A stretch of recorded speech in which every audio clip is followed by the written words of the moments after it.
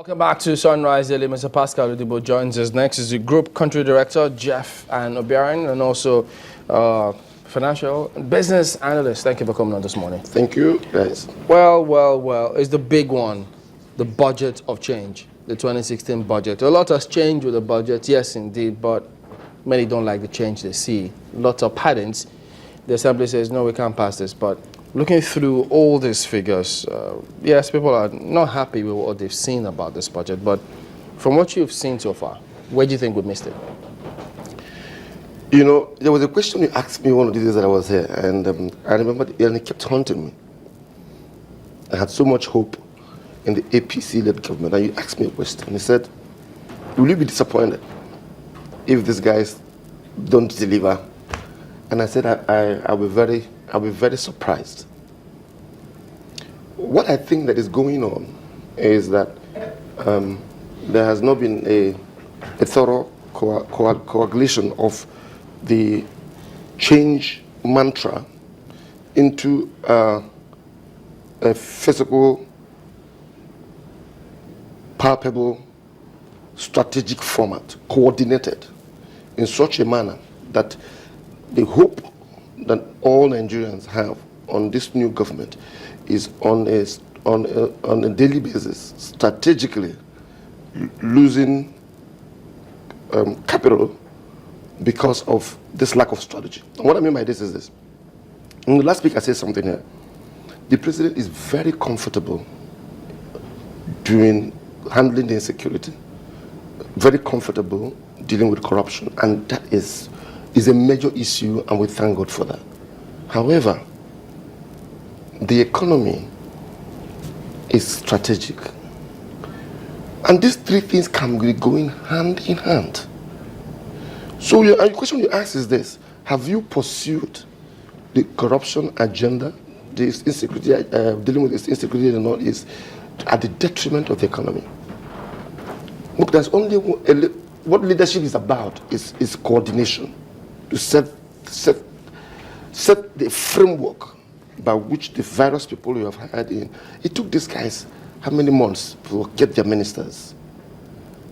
It's about 8 months now, 7 to 9 months. Are you telling me, with all the ACs you hired, that is the media that will be releasing figures? Look, I personally think that the heads should roll. This is a monumental national embarrassment. And I think that the APC, the guys in the House, are playing it down. They've done a good work, but someone must have called them, guys, this is APC to APC. Don't embarrass ourselves. This is where I think the National Assembly must stamp their feet down. They've done a good job. They need to coast it home. By demanding and asking, how can a minister of the Federal Republic look us in the face and say, this budget did not come from me? And that's why I did ask what happened and how did they get it wrong? Because, yes, after the election was won, there was a little time. When they assumed office, there was a little time before the ministers came on board. But in that time, the permanent secs were running the show. They were meeting and briefing the president, at least one after the other. And then you expected that things were going to be in place. But then, don't forget, it wasn't long ago as well when that controversy of withdrawing the budget and representing it also happened. And then many thought, maybe it was at that point that they thought, oh dear, something is wrong. Could it be that they saw that the magnitude was huge, and having presented the budget, you can't take it back and represent No, there was no doubt that the figures began to filter out when the budget was presented, and that was when the panic set in. That's the point. When that issue of was the budget stolen, was it not? Just as the guy said, were the rats in the budget? All those kind of controversies. It was clear at that time that the figures were coming. Someone was saying, wait a minute, let us even go look back and see exactly what we put in. Listen, you need to know how the civil service works, how the civil service works, and it is that is the heart of this whole thing. When you say zero-based, I'm a financial trading consultant. I remember very well offering 2 seats to a certain ministry, asking them to come and understand what zero-based budgeting means. I mean, the Christians will tell you that the God used to say, listen, these people's mouth, they speak about me, but their heart is far from me. That's the issue here. They're just speaking and talking, but there is no drill down. And that's why we need to look and move away from the Old Testament structure to the New Testament structure. The Old Testament structure is governance by fear. Governance by if you don't do it, I'm going to kill you. The New Testament structure is an internal recalibration of the heart of the people, where they believe themselves, they own this thing themselves. And I'm hoping that's where the president is headed, that he will do one or two examples, and then people will see, you know what, guys, hey, they can't keep telling us, listen, this president did this thing in his first coming, beat us to line, put everything in. He left, everybody went back their old ways. Why? Because it was external. So I believe very strongly, yes, do one or two examples. So our hearts were far away from it. Get the people's hearts. Nigerians need to own this change process. And if they do own it, it will be an internal, it will be from inside to the outside. You talked about zero-based budgeting. Well, they also said that that's why you have some of these errors, because this is a zero-based budget. This is not, excuse me. That's what they said. Don't say that. I'm not saying that, I'm saying what they said. No. You can't be pouring a liquid that is smelling on my body and ask you say it's water, and I can't perceive it. Excuse me. This thing,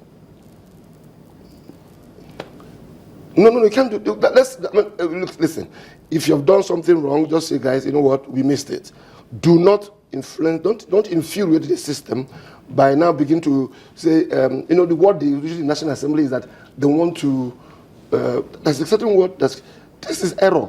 This is, you press your computer, it says error. This is you know what comes to mind now? The story that broke about missing budget. We have to revisit it, don't you think so?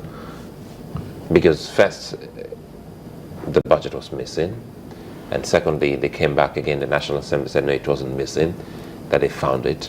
And if you had a key that was missing, and ultimately you found it, and the key looks like your key that was missing, and it can't open up the particular door, doesn't that mean that perhaps, because now we're getting to see some ministers saying that that's not what I had in my budget.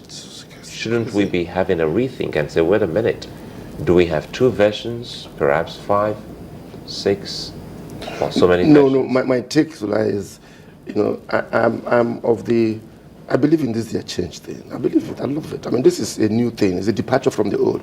But I also think that if you keep looking at the rear mirror, the car at a point will veer off the road. I think that as you drive your vehicle, once in a while you look at the rear mirror to know who's behind you, to make sure nobody is trying to double cross you. But 80% of the time, you must face forward. I believe in progressive governance. I think that what this government needs to do, and going to visit, I told you, everybody knew something was amiss. What this discussion should be, the conversation in the marketplace, in the media should be, what do we do to get this sorted?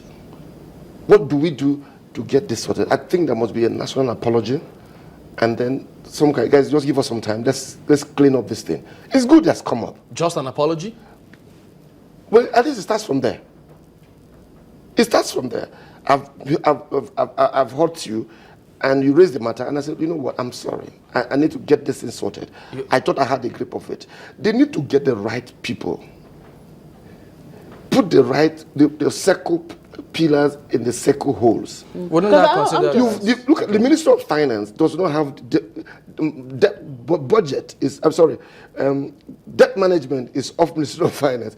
Budget is of Minister of Finance. Due process? No. By structure, what I've done. So the woman who is your Minister of Finance is really, really handicapped.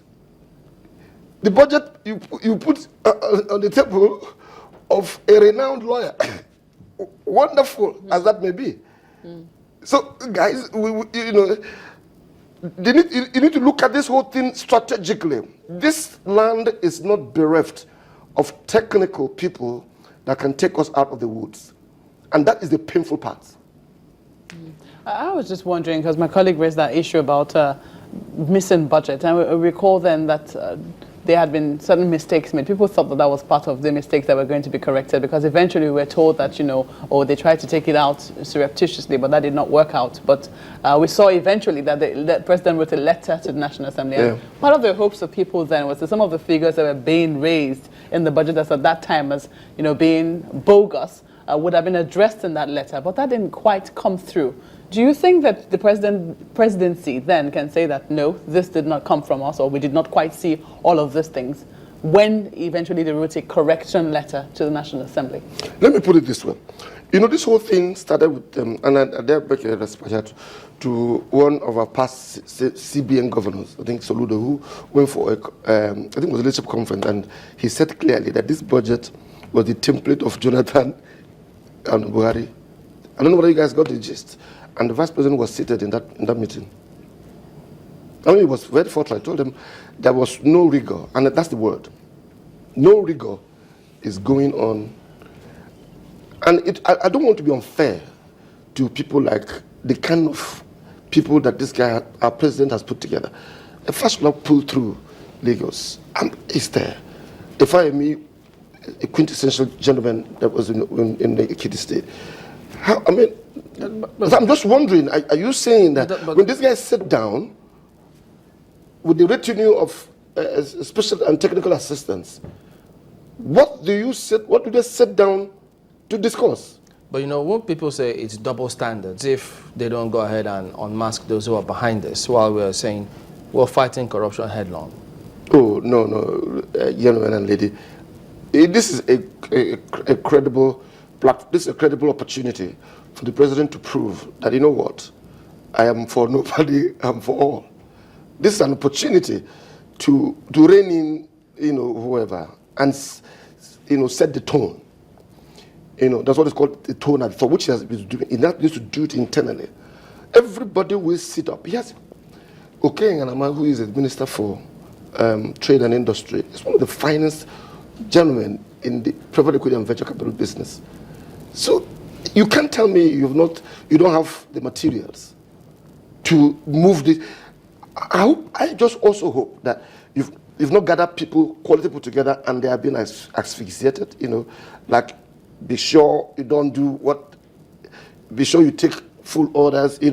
Because if you give these guys the latitude, I think we should be able to see a deflated system. And Nigerians are waiting for this economy to be deflated. But and it can. They can.